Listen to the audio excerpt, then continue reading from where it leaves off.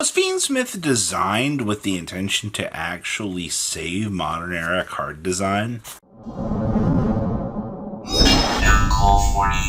Welcome back to another episode of Interesting Talks with MCole40. So, yeah, smash the like and crap out of that subscribe button so you guys don't miss out more on this content. So Fiendsmith has been quite the interesting debate with the community, besides the, hide the price tag over there.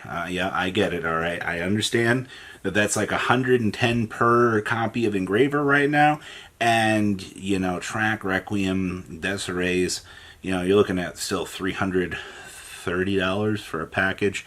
I know, I think it was like $315 last I looked at some of the Engraver.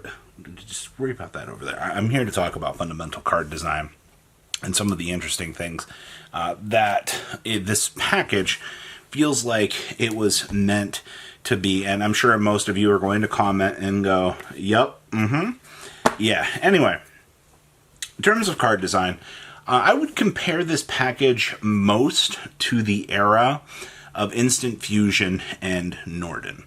And for those of you that don't remember, Norden is a card.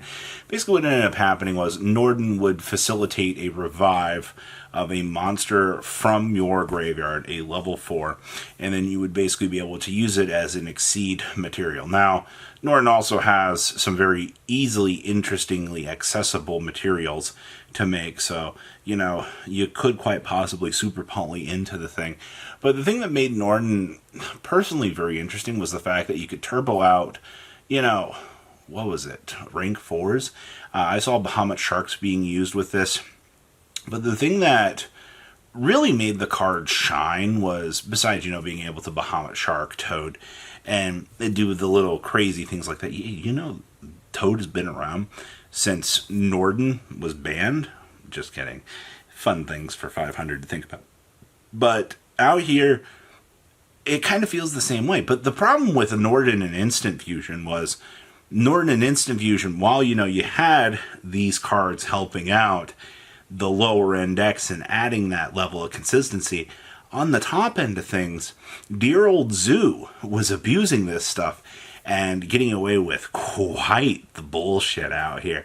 You could see so many problems with the ideas behind this, and yeah, it's kind of what we're experiencing right now with the Fiendsmith stuff. The biggest things are, besides Konami's piss poor management on our ban list and allowing Snake Eyes to kind of, flounder around here for as long as they have, I'm going to be realistic with you here.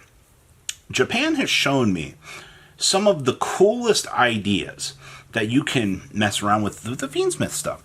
But the TCG is so drowned out by, all of the craziness that is Snake Eyes that I don't think we are truly going to get to experience what, at least right now, of the power that Fiendsmith was supposed to kind of bring to the table.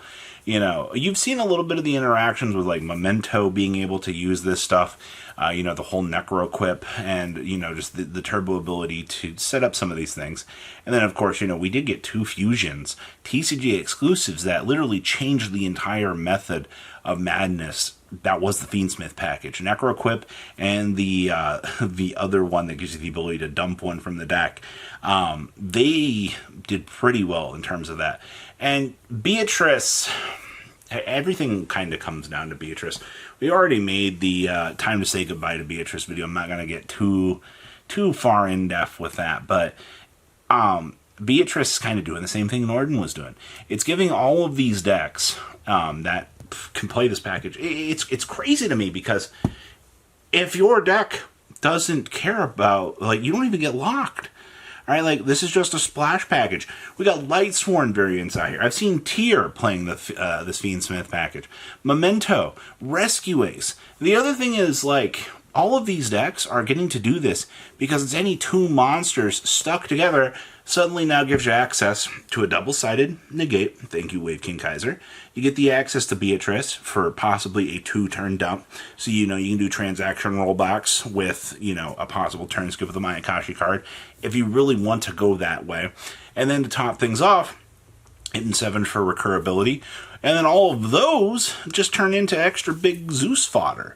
out here. That's a lot that this package... Oh, and this package gives you 1,200 burn damage for time. And to top things off, they wanted you to be able to make this double targeting protection omni negate thing that basically is negating 2 cards every single turn, and you can't really do anything about it. You can't target, you can't do anything. Everything about the Fiendsmith package, our initial thoughts were like, ooh, like, this is really cool, Magical Musketeer, because, one Musketeer sticking on the field, linking out into the Magical Musketeer link, pulling up all these resources, maybe netting you 2 to 3 cards when going second, and then you can link out that on into Requiem, and then go down the combo line.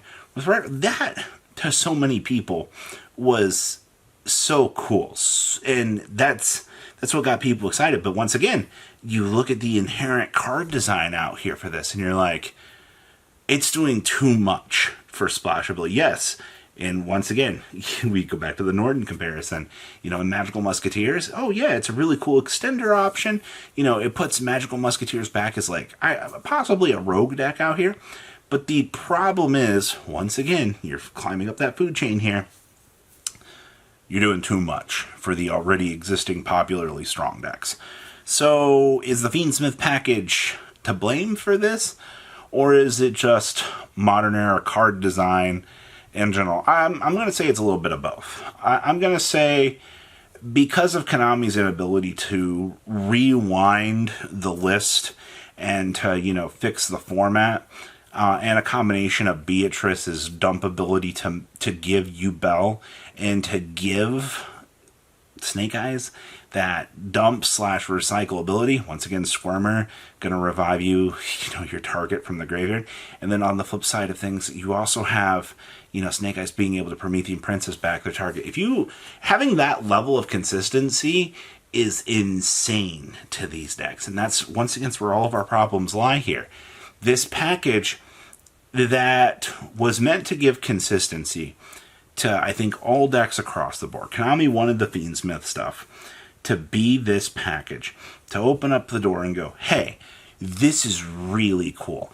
Every deck can use all of these utility assets. You're all able to take advantage of this and do this.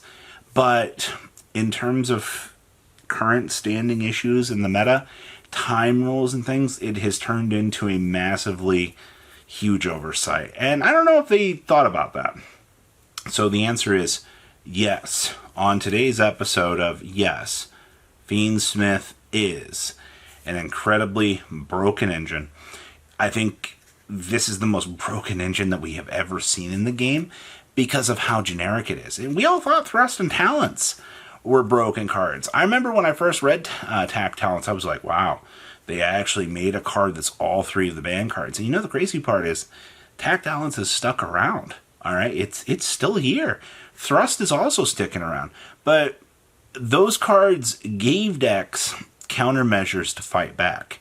This is an entire package that is meant to strengthen every single deck in the game, unless a deck pseudo-locks you, like Exodia and the Ankh, you're losing all that advantage that you'd be setting up through it. I get it, all right? It's not for every single deck, but man, oh man, if your deck can make 2 monsters, your full Fiendsmith combo. Isn't that, jarring card design? I'm curious to know how they power creep this. I think that's, looking at how nice this card is in Quarter Century and how crazy that this is, you've really got to ask yourself a year from now, how are they going to manage to take an engine that brought together so many utility options? How are they going to find a way? Maybe it might take 2 years for Engraver to be power crept. And when I say 2 years, I mean it depends how many ban lists we have to sit through and how many engines they have to strip out of the deck. How consistent is Dice Erase going to be? And that's a lot to think about. Modern era Yu-Gi-Oh! I can't wait for people to start telling people, don't play the game because, you've got to deal with full-powered Fiendsmith. And how many people are going to sit there and they're going to go, what's full-powered Fiendsmith? Like, what do you mean? That's going to be a time. So please, comment down below, tell me what you guys think, and I'll see your beautiful faces back here later today, guys. patrons. Thank you.